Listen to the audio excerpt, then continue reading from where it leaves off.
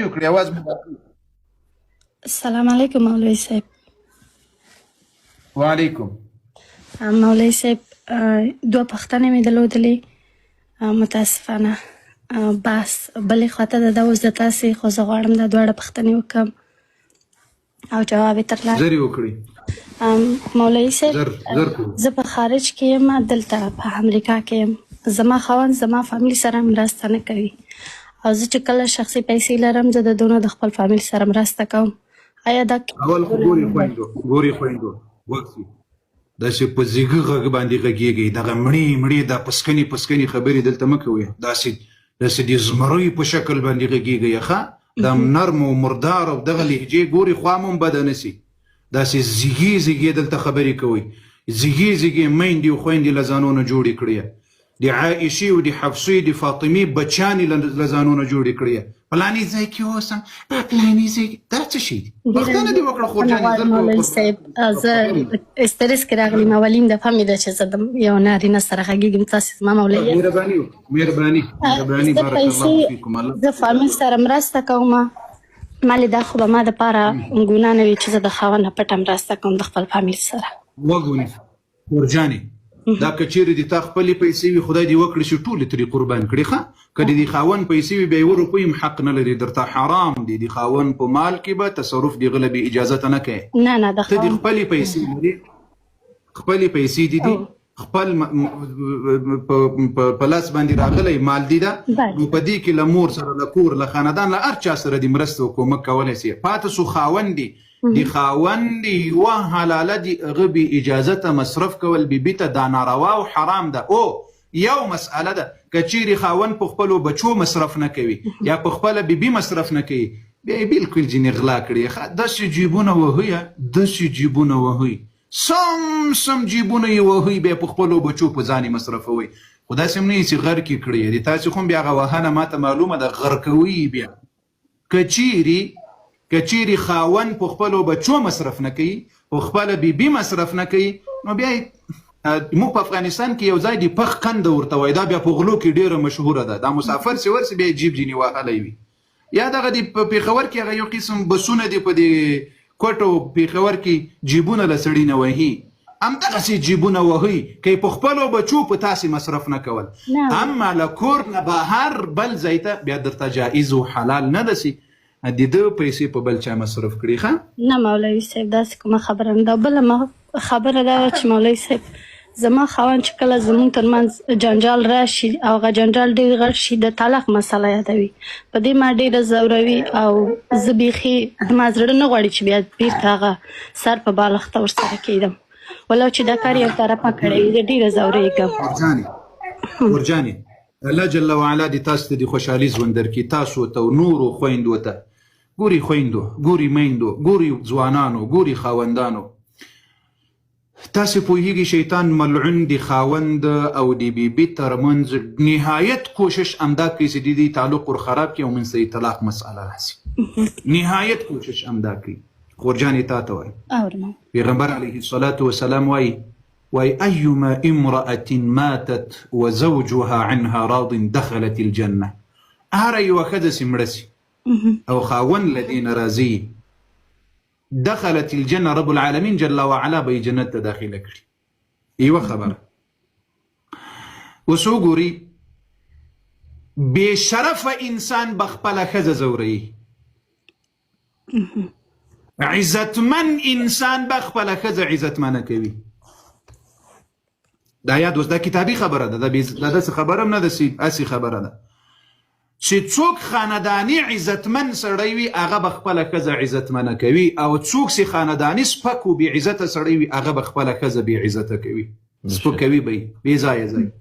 اوس وګورئ الله جل وعلا قرآن عظیم شان کې خاوندان ورته وایه بیبیان ورته وایه، الله قرآن کې وایي هن لباس لکم وانتم لباس لهن. خاوند د ښځې جامه ده او ښځه د خاوند جامه ده. خورجانې د تا دې په الله قسم د خپله جامه سوځوي؟ نه هېڅکله نه.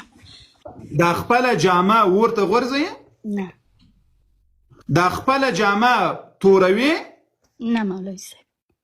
خاوند تا ته وایم د خپل سپینه جامه چې د اغوستلې دا سوځوي څومره خیال دي خپل لباس ساتي څومره خیال دي خپل جامې ساتي چې داغ د په سپینه جامه ونه لګیږي ونه سوځيږي تباه نسي همدغسې خیال به خاوند د ښځې ساتي او ښځه به د خاوند ساتي دا قرآني خبره ده ګوري کله وخت کې چې په کور کې یوه مسئله راځي هر کور کې دا مسئله راځي قربانه که موسم ټولو ورونو خویندو ته وایم والله که په دنیا کې داسې کور راوښیه چې په هغه کې دي یا تر سپنګې نه سره کشوي یا دې تر غوږ نه سره کشوي دا مسئله په هر کور کې ده په هر کور کې راځي خو بهترینه ښځه هغه ده چې کله یې خاوند په غوسه کې وي دا خوله پټه ونیسي بهترین خاوند هغه ده چې ښځه یې په غوسه کې وي او دی خوله پټه ونیسي مولوي صاحب کله چې داسې خبره وکړي زه د تګ ځای نه لرم او دا دلته فامیل هم لري یوازې زه دلته بېکاسه یم نو غواړم چې بیخي د دې کور نه ورنوځم یو ځای کې اوسم چې دی بیرته په خپله خبره پښیمانه شي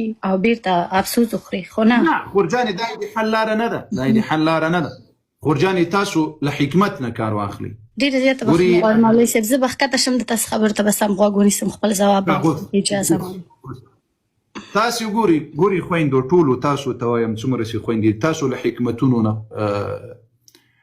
کار واخلي لیکن لزید نه کار ما اخلي تاسو پوهیږي کله چې د خاوند او د بیبي په منځ کې یوه خبره راغله په دې ځای کې شیطان مداخله کوي د شیطان کار همدا زه به یوه واقعه درته بیان کړم دا ټول خاوندان دې په خلاصو غوږونو واوري شیطان خپل بچي لري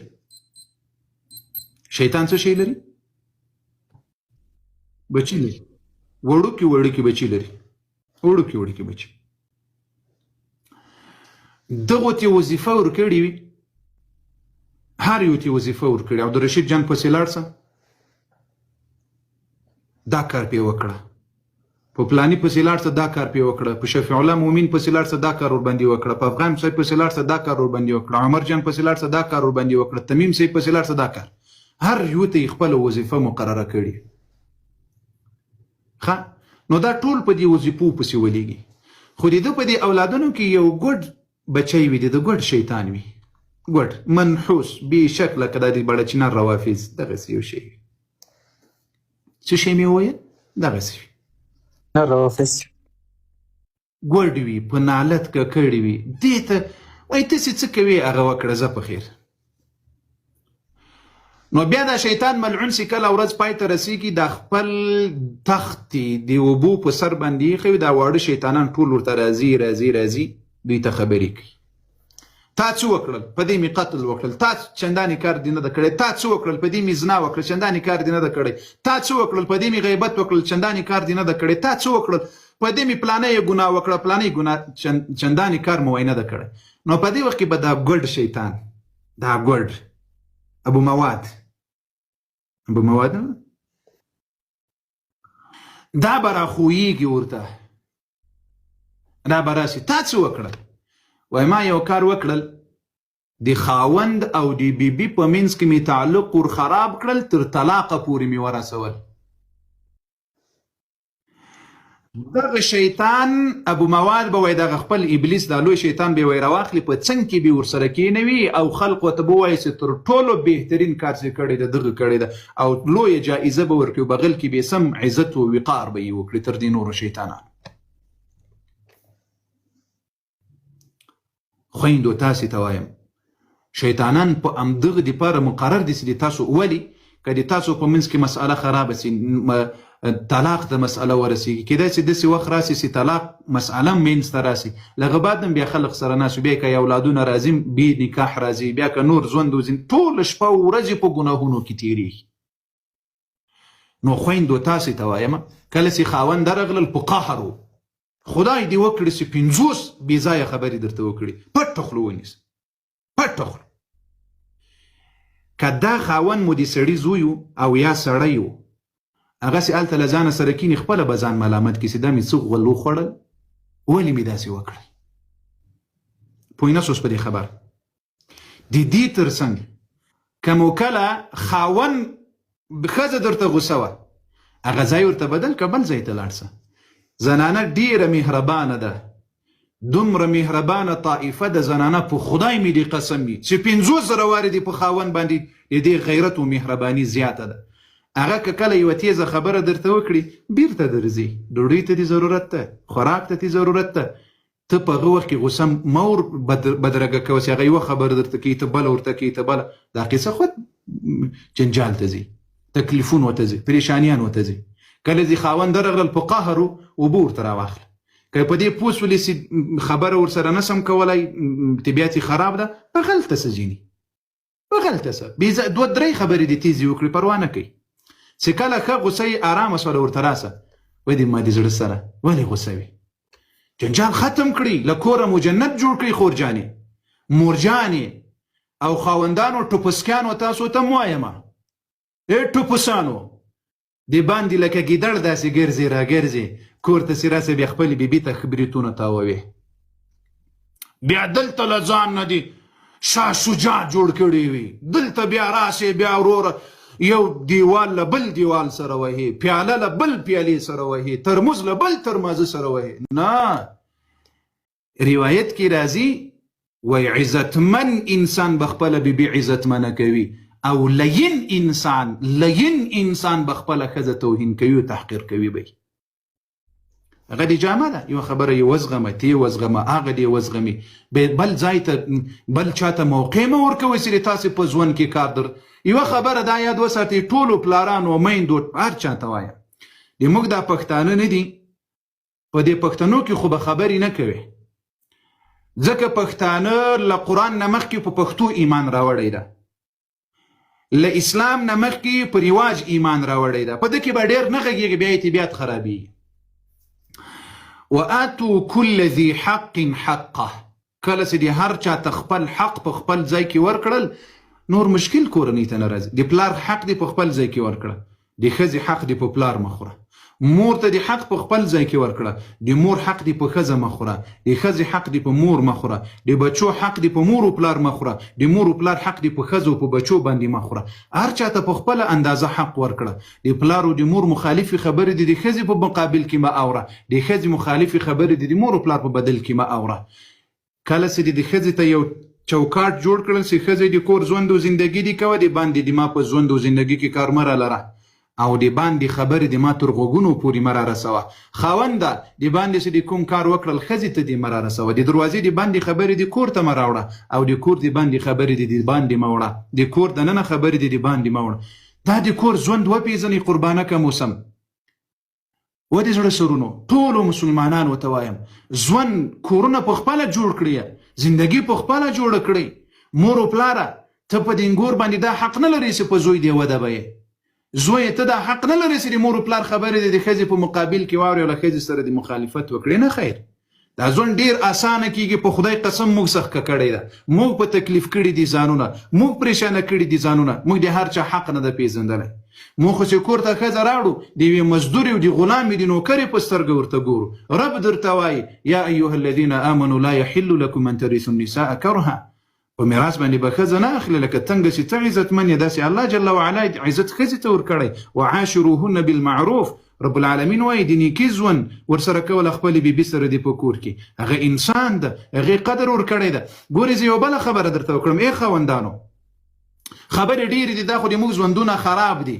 د الله بندګانو تاسې هم داسې چل کوئ، کله چې یو څوک ډېر مریض وي له سره تر پایه مریض وي ډاکټر ته ورسي، ډاکټر صاحب سر مې خوږېږي، سترګې مې خوږېږي، پزه مې خوږېږي، خوله مې خوږېږي، غاښونه مې خوږېږي، لاسونه مې خوږېږي، جسم مې هغه ډاکټر دونه کیس دوا ورکړی وایي ځکه یوې ته تاثیر در باندې وکړه لوبې کړي کنه یوه خو به لازمي در باندې ولګېږي. نه د موږ هم اوس همداسې ټول ژوند خراب ده، زندګي مو خراب ده. اوس ګورې خاوندانو تاسې ته وایي زه چې اوس مزدور سمه په یو کمپنۍ او شرکت کې، زه به دا کار په امانتداري کومه د یو کال دپاره د یوې میاشتې دپاره او که به په خیانت کوم. امانتداري قاري صاحب ولې نفقه مغه معاش درکوي درته؟ نه په دې کې به ته خیانت ولې کوې ځکه بیا خو له تا نه حساب غواړي. نه بالکل حساب به ورکوي، د کار حساب به دې ورکوي، د مزدوري حساب به دې ورکوي چې بې اعتماده نه سي او بې باوره نه سي او دا کار کې ښه اخلاص او صداقت په دې خاطر کې چې بیا د میاشتې په پای کې د کال په پای کې له مانه دا کمپنۍ حساب غواړي چې کوم کار رانه خراب شوی نه وي پکې. څومره دا ځوانان دا مزدورکاره خلک ګورې موږ تاسو ټول مزدوران څومره احتیاط کوو کوئ که نه کوو کوئ او که نه کوو احتیاط کوو قاري صاحب نو چې د یوې کمپنۍ دونه خیال ساتې له حساب نه یې ډارېږې د حساب خیال یې ساتې نو یوه ښځه چې له تا سره 20 او 40 کاله تېروي د دې حساب به الله له تا سره نه کوي. یوه زنانه له تا سره 40 کاله تېروي 40 کاله 10 کاله شپه ورځ د تا هر څه د دې ثانیې حساب به په الله قسم له تا سره رب العالمین کوي. د ثانیې حساب دقیقه هم پرېږده ساعت هم پرېږده ورځ هم پرېږده میاشت هم پرېږده کال هم پرېږده د ثانیې حساب به رب العالمین جل وعلا در سره کوي. د دقیقې حساب به رب العالمین در سره کوي. د ساعت حساب به رب العالمین در سره کوي. د ورځې حساب به رب العالمین در سره کوي. د میاشتې حساب به الله در سره کوي. د عمر حساب به رب العالمین در سره کوي. دا یاد وساتئ. خاوند تا ته م وایم او بیبي تا ته م وایم د دواړو حساب تا له خاوند سره څه کړي خاوند تا له بیبي سره څه کړي دي مه کوئ داسې. د الله خاطر وکړئ ژوندونه مو خپل جوړ کړئ زندګي مو خپل جوړه کړئ. دا بعضې خویندو ته وایم تاسو هم ډېر مشکلات لرئ خاوندانو ته وایم تاسو هم ډېر مشکلات لرئ. پښتانه خو ټول له جنت نه راغلي دي نه نو اوس به داسې نه وایم چې به غضب اختی دي. الله اکبر تکبیر الله اکبر نعره تکبیر الله اکبر ولله الحمد. قاري صاحب ولا یو شیخ کلپونه خو واخل جبوت یې واچو او هغه دې ورکه پتوا چې هغه پیسې ته پټوي. اوس خبره ده د موږ ژوندونه زندګیانې په کورونو کې دا ډېر خراب دي والله العظیم ډېر خراب دي په خدای قسم ډېر خراب دي. ای مسلمانانو د الله خاطر وکړئ. ای مسلمانانو د رب خاطر وکړئ. ای مسلمانانو د الله خاطر وکړئ. له خپلو میندو سره له خپلو ښځو سره مو احسان معامله وکړئ. پیغمبر علیه السلام چې وفات کېدل ای نرانو تاسې نران یاست ای تاسې د په خدای قسم وي څونه د شرم خبره ده کنه نران یاست کنه خاوندانو تاسې ته وایم نران یاست کنه که له پیغمبره نه شرمیږئ له الله نه شرمیږئ له د اسلام له احکامو نه حیا او شرم نه درځي ځان ته خو داسې وګورئ چې زه نر یم او له ښځې سره مې راخیستلې ده له خپلې بیبي سره مې راخیستلې ده. شرم درته درېږي که نه درته درېږي. یوه زنانه طائفه پیغمبر علیه السلام چې وفات کېدل امت ته یې داسې مخ راواړول صحابه وته اخیري خبره یې څه شی ورته کړې ده اخیري خبره الله اکبر مخ یې داسې راواړول پوهېدل چې داسې ظالمان د ما امتیان به راځي چې وحشیان به وي وحشیان. ای والله اکثریت خاوندان دي وحشي زناور ژوند او زندګي په خپلو کورونو کې کوي. مخ یې داسې ورته راواړول ای خلقو د ما د امت له ضعیفانو سره به د احسان معامله کوئ. الله اکبر. ضعیفان څوک دي زنانه دي پکې زنانه پکې دي د دې سره به د احسان معامله کوي. پیغمبر علیه الصلاة والسلام څه وایي اکمل المؤمنین ایمانا احسنهم خلقا وخياركم خياركم لأهلهم. بهترین په تاسو کې هغه څوک ده چې هغه وایي له خپل اهل سره د مهرباني او د شفقت او د احسان ژوند او زندګي کوي. موږ متاسفانه موږ فقط هغه شهواني غریزه له خپلو زنانو نه پوره کوو بس والله. او دا پښتانه یې ټول راته ناسیس والله تر دې 2 شپنګو خپل ځانونه ښه درته معلومیږي او دا کومه خبره چې درته کوم په دې کې سته در پکې فقط یوازې له خپلو بیبیانو شهواني غریزه پوره کوو. نور هغه حقوق چې قرآن او دین او اسلام ورکړي دي لکه څومره مشکلات چې د موږ زنانه لري له دې نه زیات مشکلات د موږ نارینه لرو. نو لیږ راخسي د خدای خاطر وکړي که لاندېره لیږ راخسي او زنانه لیږ راخسي کورونو نه به جنت جوړ کړي. اوس ګوري ای خاونده ای بیبي دا خبرې لیږ را باندې زیاتې سوې خدای د تاسو په ګټه باندې دي. اوس د باندې غم ده دروازه به وربنده کړې ډز ځه په خیر څه مې درته ویل د باندې غم ده د باندې پریشاني ده د باندې مشکلات دي، د باندې سخکي ده، د باندې د طبیعت خراب شوی، دروازه ور بنده که خلاصه سوه خبر. پښتانه وایي شغالم په څاره ګندګي په څاره نه. نو دا اوس د کور دننه چې د ځان ته جهنم جوړ کړی، د غم دې جوړ کړی، دا به څه کوي؟ دا ته ځان اصلاح کړه. خاونده تا ته وایم، د کور مشره تا ته وایم، زنانه تا ته وایم. دا بعضې ټوپسکي زنانه نه دي، دا که په کور کې یوه پیاله ماته سم د قیامت جوړ کړی وي. ولې په کور کې هسې په واړه او په غټ او په هر څه دي د کار وي. د عزتمن خاوند، د عزتمن د کور مسیر علامه دا وي چې دی په دې وړو غټو د کور په دې باندې سر نه ګرځوي، ښه یې واوري چې دا جنجال خو سوی، بس په دې غوږ کې وه، په دې د باندې غورځار کړي. د بهترین خاوند، د بهترین د کور د مسیر صفت څه شی وي؟ هغه په کور کې دننه په ډېرو شیانو باندې سر نه خلاصوي، ځان نه ورباندې پوهوي. ځکه دی که په هر څه باندې سر خلاص کړي ځان، نو خو نور مشکلات پسې اضافه کېږي، نور مشکلات پسې اضافه کېږي. نو د ټولو وروڼو خویندو ته وایم د الله خاطر وکړي، د روزي مبارکه مې سره روانه د زړونه صفا کړي، یو بل ته خاوند یاست، بیبي یاسته، تیزه خبره خاوند وکړي، ته قراره واوسېږه، ته تیزه خبره وکړي، خاوند دې قراره واوسېږي. نو دا که خاوند یوه خبره کوي، شیطان ورته وایي چې ته خو نر یې، ښځې دې خبره درته وکړه، نو دلته دی ځان کې مرچ کېږي. هلته ښځه چې خاوند تیزه خبره ته وکړي، دا نو ته خو د پلاني لور یې، نو ته تر ده کمه یې، نو ته د دې جواب نو هغه له ای خوانه قصه خرابه کړي، خو ته ژوند خرابوي. داسې نه کېږي. د محمد رسول الله صلی الله علیه وسلم بیبیانو په یو بلې غیرت کړی ده، جنجال په کور کې راغلی ده، رسول الله صلی الله علیه وسلم له کوره وتلی ده، له امهات المؤمنین ونه، له امهات المؤمنین ونه. نو چې محمد رسول الله صلی الله علیه وسلم په کور کې د بیبیانو په منځ کې یوه خبره راغلې ده، موږ تاسو به نه راځي، راځي به د حکمت خاوند چې حکمت لري او پوهه لري، دغه خبره دا وي چې ډېر شیان په کور کې اوري او غوږونه ورباندې نه خلاصوي، پټ ژوند زندګي کوي، د خوشحالي ژوند او زندګي کوي. دونه ډېرې خبرې مې وکړې په قرآن چې ټول قرآن درته ختم کړم، که تاثیر در باندې وکړي، خو هسې یو څه خبرې وکړي. د مسلمانانو د خویندو زړونه قدرمن سي خالص محترم ابامین جان په خیر. او دا د غلا خبره مې وکړله، دلته په یو ملګري باندې بده ولګېدله، د غلا خبره مې وکړله، د غلا خبره، د غلا خبره، د غلا خبره هغه په هغه وخت کې په هغه صورت کې د بیبي دپاره جایز ده چې دا خاوند یې بیخي شوپړک وي. شوپړک پیژنئ؟